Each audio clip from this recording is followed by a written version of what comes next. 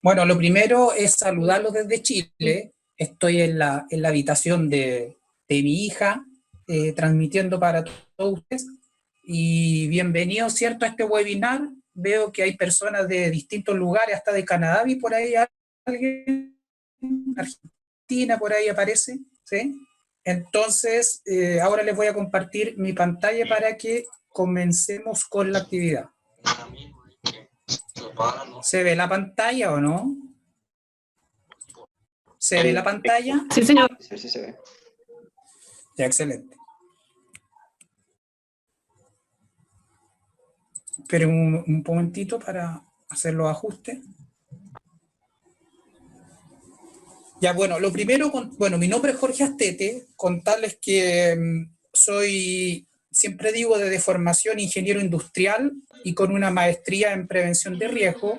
Yo llevo toda mi carrera profesional dedicada a los sistemas de gestión, ya sea en el ámbito de las asesorías, las auditorías y la formación en sistemas de gestión. Bien, la semana pasada, tuvimos a Mario Villalobos, que es un colega chileno, que nos habló sobre análisis de datos, ¿bien? Y en aquella, a ver si pueden apagar los micrófonos, y en aquella ocasión, Mario nos comentó sobre las competencias de los profesionales de esta nueva era, ¿cierto? Las competencias que debíamos tener los profesionales. Y en ese ámbito, obviamente, él mencionó el manejo de herramientas de análisis de datos, ¿bien? Yo creo que a Mario se le olvidaron algunas cosas, que yo voy a refrescar. Un saludo para Mario, si está ahí también en el webinar. Y yo diría que otra de las competencias que debemos manejar como profesionales relacionados con la seguridad y la salud, evidentemente son herramientas para formación de adultos, que sin duda nos las proporciona Ludo Prevención con su metodología, y también mencionar los sistemas de gestión. Hoy día hay una gran cantidad de profesionales que se están requiriendo, ¿cierto?, para administrar, para implementar, para mantener, para verificar conformidad de sistemas de gestión. Y obviamente todo lo vinculado a la ISO 45001 no es la excepción. Así que yo creo que esa también es una competencia que deben tener los profesionales, ¿cierto?, para enfrentar los nuevos desafíos. Las normas de sistemas de gestión mueven un tremendo mercado, ¿bien? A veces uno se impresiona de qué tan grande es ese mercado, ¿bien? Entonces partamos, miren, la ISO 45001 nos proporciona varias novedades. Yo voy a comentar solo algunas de ellas, que son 7, ¿bien? Y se las listo ahí en esa lámina. El impacto que está causando la ISO 45001, obviamente una nueva estructura, hay temas de terminología, de conceptos, de vocabulario, hay un fuerte énfasis en la consulta y participación de los trabajadores y de la mano con eso de la comunicación dentro de la organización. Obviamente una nueva mirada respecto del enfoque de riesgo y la alineación estratégica, ¿cierto?, con el quehacer de la organización. Entonces voy a ir abordando una a una de esas novedades. Todos saben que esta es la primera norma de seguridad y salud en el trabajo emitida por la ISO, ¿cierto? Ustedes saben que la ISO es una red global de organismos nacionales de normalización que agrupa a distintos países. Los países participan a través de sus organismos de normalización. Son parte de la ISO, por ejemplo, IRAM de Argentina, INN de Chile, ICONTEC, ¿cierto?, de Colombia, INACAL de Perú y otros más, ¿bien? Ahora, fíjense en la siguiente lámina que les voy a mostrar. Esta lámina muestra la cantidad de certificados emitidos en las distintas normas de sistemas de gestión emitidas por la ISO, ¿bien? Obviamente, yo siempre digo, la madre de las normas es la ISO 9001. Tiene cerca de 900.000 certificados emitidos en el mundo, ¿bien? Pero fíjense la ISO 45001. Esta es una estadística de finales del 2018. Recuerden que la ISO 45001 se apareció en marzo del 2018.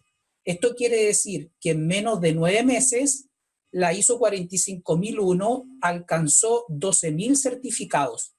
Eso es una cantidad impresionante, porque, por ejemplo, fíjense en esta misma lámina, la ISO 50001 que es del año 2011 al 2018 tenía 18.000 certificados emitidos. No sé si logran dimensionar, ¿cierto?, el impacto que tiene o la cantidad de certificados que se alcanzaron en ISO 45001 en tan poco tiempo.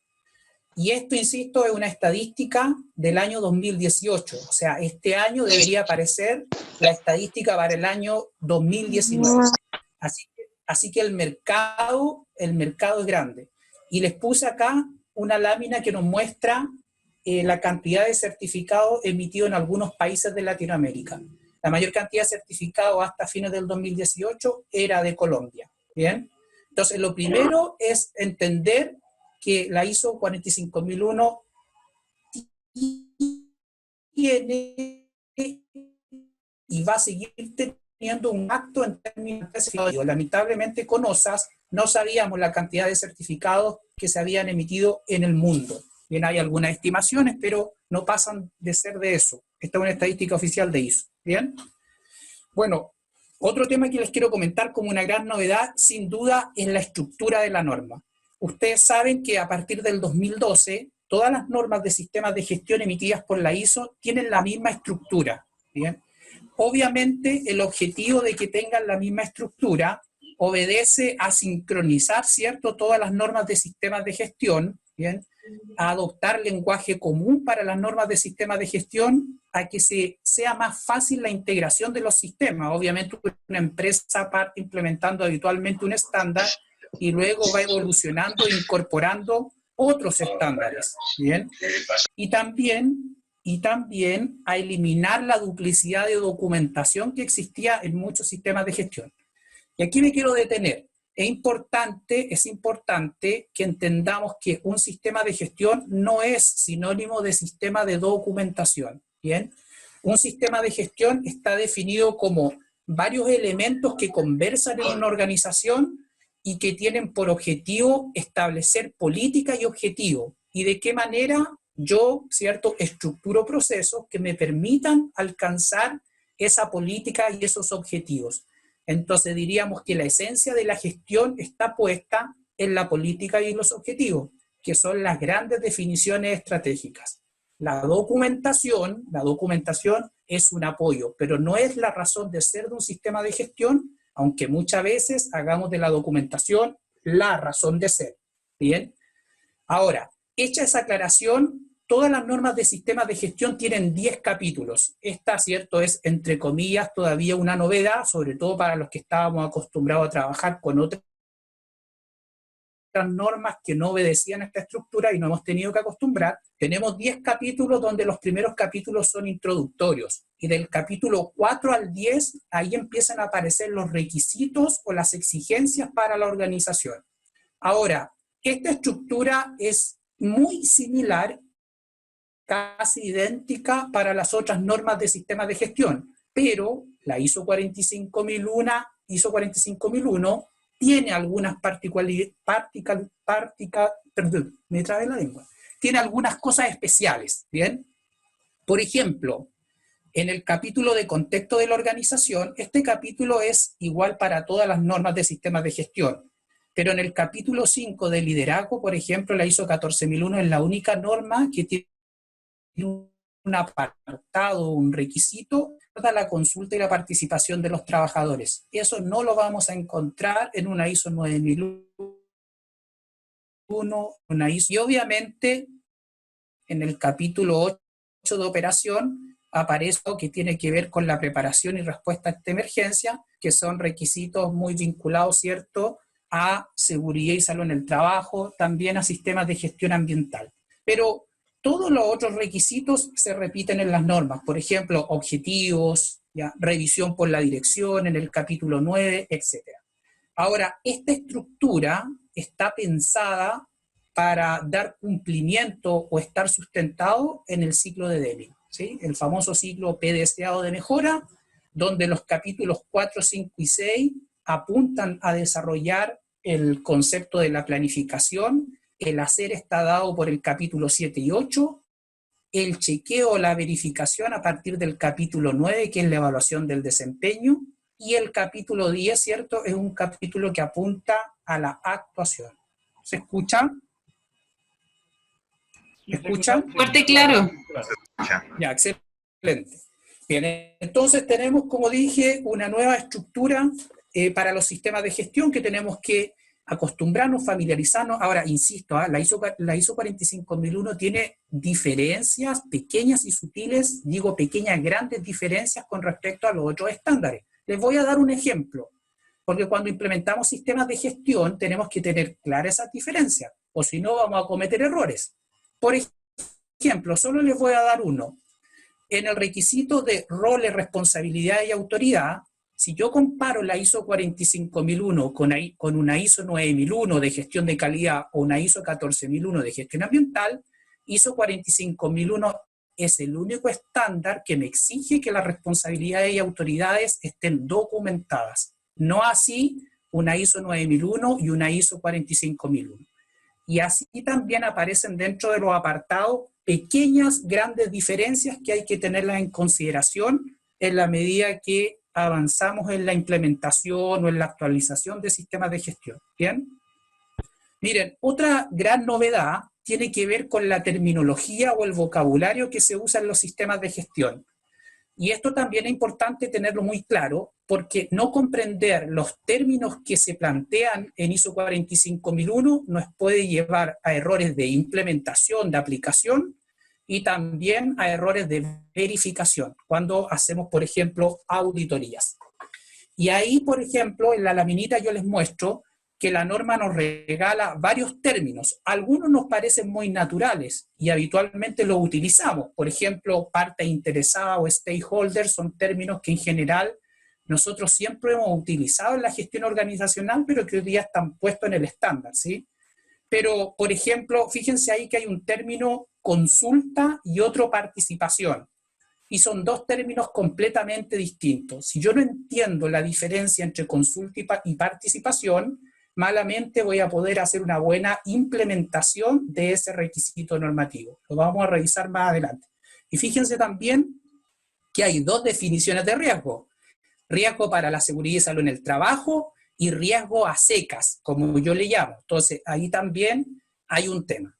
Respecto de la información documentada, aquí les quiero hacer una pregunta, a ver si podemos ver en el chat alguna respuesta.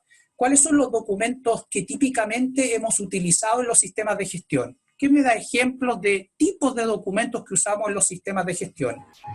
Por ejemplo, los procedimientos para acciones correctivas y preventivas. Procedimientos, ¿cierto? Excelente. O sea, usamos en los sistemas de gestión como tipo de documento los procedimientos. Otro tipo de documento que es muy clásico en los sistemas. La política.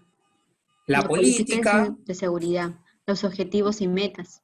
Objetivos, ¿cierto? Política, objetivos, instructivos, planes, registros, son todos ejemplos de programas, son todos ejemplos de documentos que usamos en los sistemas de gestión. Bien, ahora en estas nuevas normas, incluida la ISO 45001, no vamos a encontrar referencia, por ejemplo, a la palabra registros, procedimientos, sino que todos esos documentos quedan anidados o quedan bajo el paraguas del concepto de información documentada.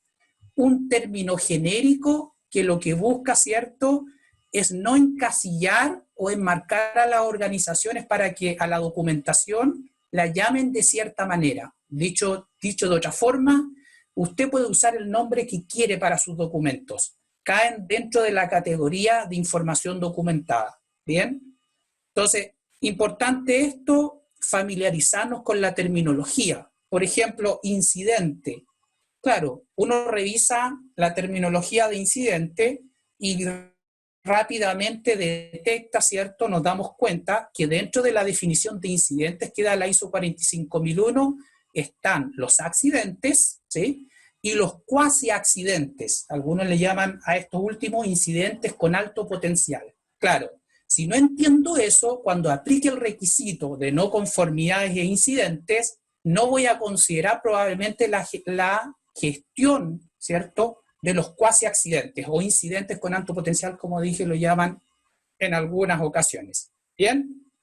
Entonces, terminología, otro gran novedad, ¿cierto?, y que hay que familiarizarse. Vámonos con la siguiente, la número 4. Ahí que se me quedó enganchada la presentación. Ya, la número 4 tiene que ver con la consulta y participación. Y aquí les voy a comentar que la norma hace una diferencia entre consulta y participación. La consulta es buscar la opinión antes de tomar una decisión, y lo que nos exige ISO 45001, que nosotros busquemos la opinión de los trabajadores en ciertas temáticas o en ciertos aspectos del sistema de gestión. Y enfatiza que esta consulta tiene que realizarse a los trabajadores no directivos. Esto es muy importante porque yo podría hacer la consulta, buscar la opinión de los trabajadores directivos, y no es el objetivo es que participen los trabajadores que no están en la capa superior de la organización. Y por ejemplo, yo solo aquí puse algunos ejemplos, nos pide que busquemos la opinión de los trabajadores respecto de la política, ¿ya? Ustedes saben que en todos los sistemas de gestión tenemos que definir y documentar una política. Y entonces nosotros tenemos que consultar a los trabajadores el parecer respecto de la política que ha definido la organización. También los objetivos, también los programas de auditoría. Insisto que aquí yo solo di algunos ejemplos de temas que hay que consultar a los trabajadores. Evidentemente, esto supone definir cuáles van a ser estos mecanismos de consulta, ¿cierto? ¿Cómo voy a llevar a cabo esta consulta dentro de la organización? También es bueno revisar qué establece la legislación de cada país, porque a veces hay algunos mecanismos o métodos que me pueden ayudar, ¿cierto? O los puedo utilizar para hacer esta consulta. Perdón, Jorge. Y por el otro lado, sí, adelante. ¿Te puedo hacer una pregunta? Sí. Por ejemplo, una empresa que ya tenga constituida su política, sus objetivos y su programa de auditoría, y que no lo consultó en aquel momento cuando lo iban a levantar, ¿cómo lo puede consultar luego de ya estar montado? Claro.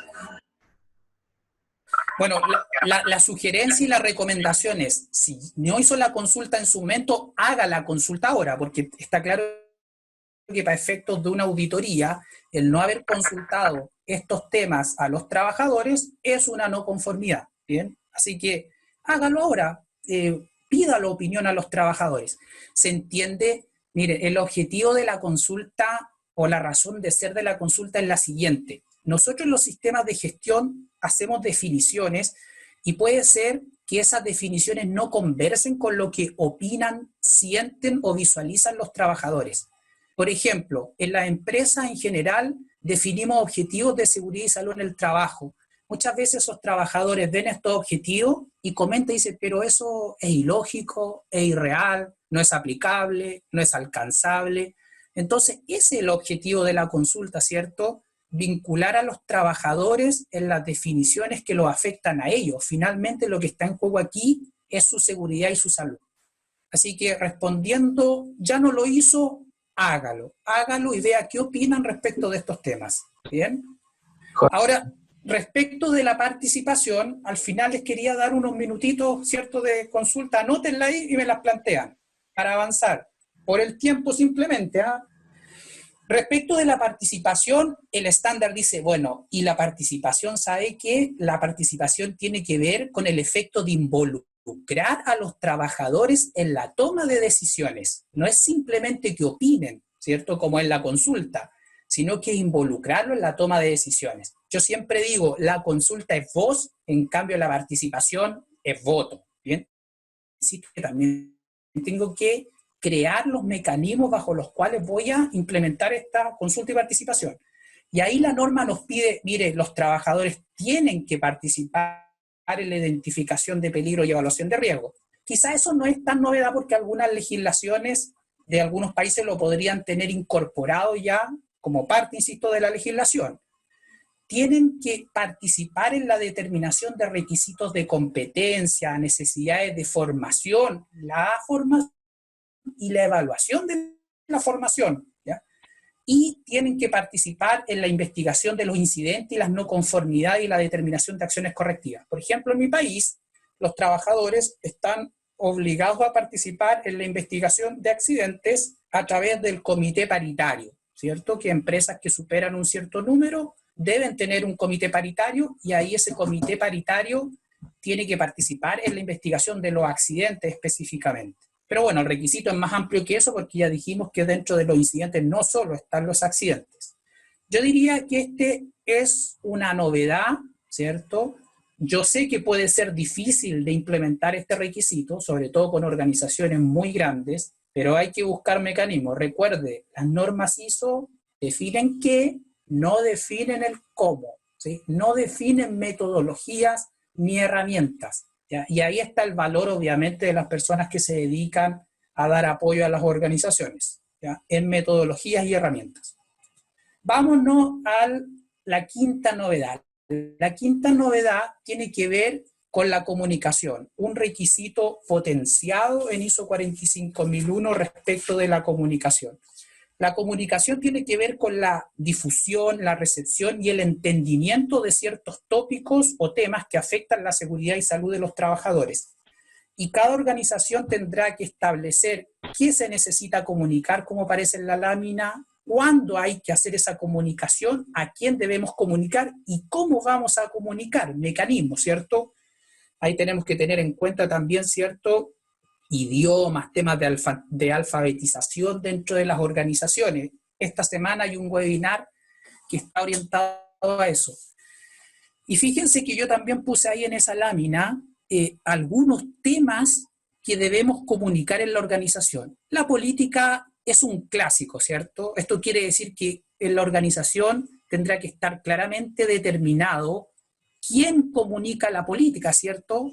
¿Cuándo se comunica? ¿En qué momento? ¿Cómo se comunica esa política de seguridad y salud en el trabajo? Pero no solo eso, ahí aparecen objetivos, por ejemplo, resultados de seguimiento y medición. En la ISO 45001 hace una clara diferencia entre lo que es seguimiento y medición, que no me voy a detener en eso.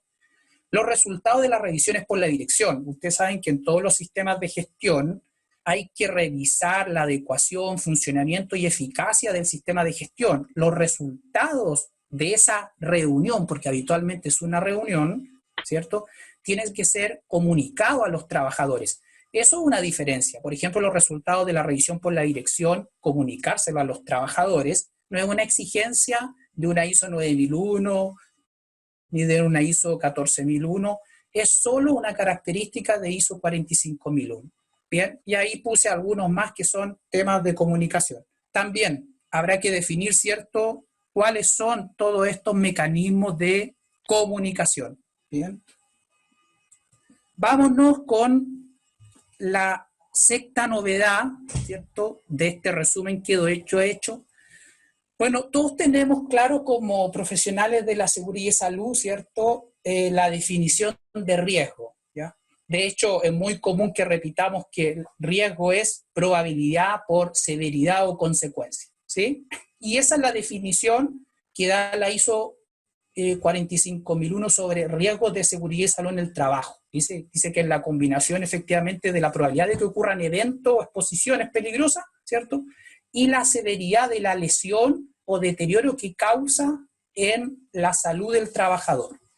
Ahora, estos riesgos, ¿cierto?, provienen de los peligros, y este es un clásico en los sistemas de gestión y también como profesionales de la seguridad y salud, la identificación de peligros, ¿cierto? Entonces, por ejemplo, algunos peligros, aquí tampoco hay que complicarse demasiado, por ejemplo, el transitar por suelo resbaladizo desigual es un peligro, los trabajos repetitivos son un peligro, trabajar en altura es un peligro, ¿cierto? Yo tengo que identificar mis peligros y eso me genera un riesgo, y habitualmente lo que nosotros hacemos es calcular la magnitud del riesgo. Y a estos riesgos que plantea la ISO 45001 yo los llamo riesgos operacionales. Porque claro, están íntimamente relacionados con los peligros, y esos peligros con las actividades, una parte está relacionado con las actividades que se ejecutan en la organización, ¿bien? Pero la ISO 45001 en el enfoque de riesgos va mucho más allá. Dice, ¿sabe? A mí no me basta con que usted identifique peligro y evalúe riesgos solamente de seguridad y salud en el trabajo, sino que también habla de riesgo a secas. Y este riesgo a secas, ya yo lo llamo a secas porque no tiene un apellido, lo define como el efecto de la incertidumbre. Ahora, ¿de dónde provienen estos riesgos a secas, que yo los llamo? ¿Bien? Estos riesgos provienen del contexto en el cual funciona la organización, de las necesidades y expectativas de las partes interesadas y del alcance del sistema de gestión. Es muy común que a estos riesgos se le llamen riesgos sistémicos o estratégicos. ¿Bien? Por ejemplo, un ejemplo de un riesgo, y también es muy común que estos riesgos se verbalicen con la palabra pérdida. Un ejemplo típico de riesgo estratégico sistémico en un sistema de gestión es la pérdida, por ejemplo, de un contrato. Ustedes tienen claro que un accidente, una enfermedad, ¿cierto?, podría causar la pérdida de un contrato o de un negocio con un cliente. Sin duda, ese puede ser un riesgo, ¿cierto? Por ejemplo, la pérdida de imagen o pérdida de credibilidad de una organización también puede ser producto, ¿cierto?, de una lesión, de un deterioro de la salud. ¿Bien? Entonces hay un montón de riesgos que están asociados, que yo lo llamo sistémicos, y que provienen de este análisis de contexto de parte interesada y de alcance del sistema. Y aquí está el gran salto que da la norma en el enfoque de riesgos. O sea, resumiendo, no bastaría con que yo tenga las famosas matrices HIPER o MIPER, ¿cierto?, que usamos habitualmente en un sistema de gestión ISO 45001. También tenemos que identificar y evaluar estos riesgos que yo he llamado riesgos sistémicos o estratégicos. ¿Bien? Son riesgos complementarios, o podríamos decir que los riesgos de seguridad y salud son una parte de estos riesgos. Ahora, aquí viene todo el tema del análisis de contexto. ¿Cómo hacemos, cierto, o implementamos este famoso análisis de contexto, este análisis de parte interesada en las organizaciones? De hecho, hoy día estamos conviviendo con un contexto, ¿cierto?, cambiante, extremo, como es la declaración y aumento de pandemia del coronavirus, ¿cierto? Y sin duda que eso tiene un efecto en la organización, ¿sí o no? Eso tiene un efecto en la organización y en las decisiones que hay que tomar como organización. Y por último, y yo diría que esta es la novedad más importante de la ISO 45001, es que alinea los sistemas de gestión con la dirección estratégica de una organización. Y he creado esta laminita para explicar y que, miren, el sistema de gestión en la práctica es eso, ¿sí? Un conjunto de procesos, sin duda que estos procesos conversan entre sí, ¿cierto? Y yo he relevado en la parte superior de este diagrama el análisis del contexto. Ahora, estas dos grandes cajitas que son parte de mi sistema de gestión de seguridad y salud en el trabajo, lo que hacen estas dos grandes cajitas es que en el caso del contexto de la organización me expone a riesgos y oportunidades, y en el caso de los procesos, aquí se generan riesgos y oportunidades. Y ya les dije anteriormente que estos riesgos y oportunidades los tenemos que tener identificados, evaluados y documentados, porque eso sí es exigencia ISO 45001. ¿Bien? Ahora, ¿cuál es el sentido de hacer esta gestión de riesgos en el sistema de gestión? El sentido y el foco es que los riesgos lo que hacen es dificultarme la consecución o el logro de los resultados de un sistema de gestión. En cambio, las oportunidades en general lo que hacen es posibilitarme, ¿cierto?, el logro de los resultados de un sistema de gestión. O sea, esto. ¿Cuáles son los resultados que se esperan de la aplicación de una ISO 45001? Que se prevengan lesiones y deterioro de la salud, sin duda, ¿cierto? Que logremos los objetivos de seguridad y salud, y aquí está la esencia de la gestión, ¿o no? Yo ya dije la definición de objetivos. Que obviamente podamos cumplir con los requisitos legales, ¿cierto? Y todo aquello relacionado con la seguridad y salud, y que se mejore el desempeño del sistema de gestión. Yo gestiono riesgos y oportunidades, insisto, para que yo pueda alcanzar estos resultados esperados. ¿Bien? Ahora, estos resultados esperados del sistema de gestión tienen que conversar con mi dirección estratégica. Y la dirección estratégica de una organización está dada por tres grandes temas. Primero, la visión, ¿cierto? Y la visión tiene que ver con dónde queremos llegar como organización o dónde queremos llegar como organización, ¿sí? La misión que está relacionado, ¿cierto?, en lo que somos y cómo lo hacemos, ¿bien? Y los valores que sin duda son en lo que creemos como organización. Y aquí en esta lámina he intentado reflejar la esencia de un sistema de gestión. No sirve de nada contener procedimientos instructivos, registros, planillas, checklists, charlas, etcétera, si finalmente todo eso no apalanca el logro de estos resultados y a su vez eso no apalanca, ¿cierto?, el sentido de la organización, la razón de ser de la organización. Bien, he tratado de resumir en media hora que me dice Luigi, ¿cierto?, los siete novedades, grandes novedades, hay muchas más. Él también les comentó que el día jueves yo voy a iniciar un curso de ISO 45001 donde vamos a ver esto requisito por requisito, y he regalado, ¿cierto?, una beca para los que han participado del webinar. Así que yo espero encontrar a alguno de ustedes, ¿cierto?, en la actividad.